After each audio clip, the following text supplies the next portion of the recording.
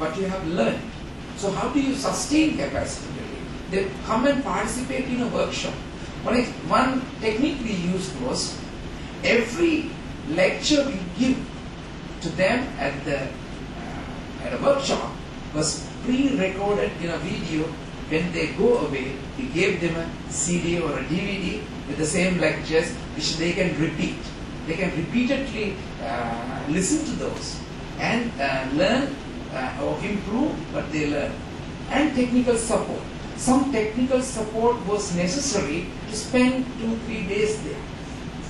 We went to some telecenters, spend time there.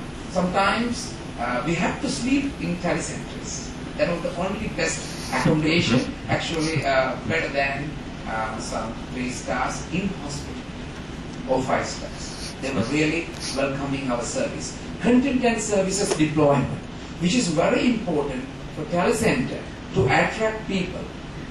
Research and review and reports. This is what I am exactly doing now.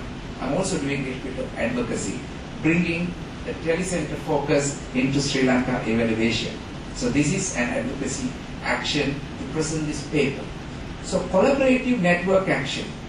So this is also important to work with other people who work in the network, who service providers, those who derive something benefits out of the network. So we had a continuous learning process.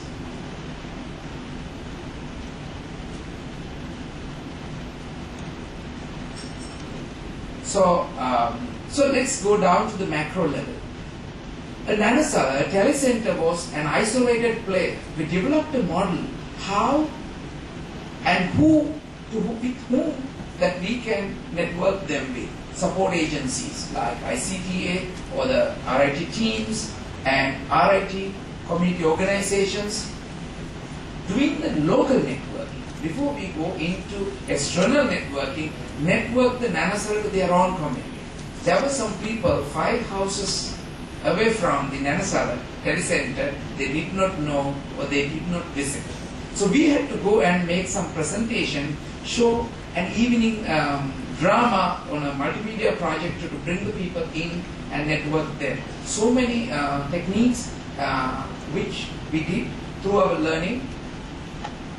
And regional networking, this is very important. Even within the region,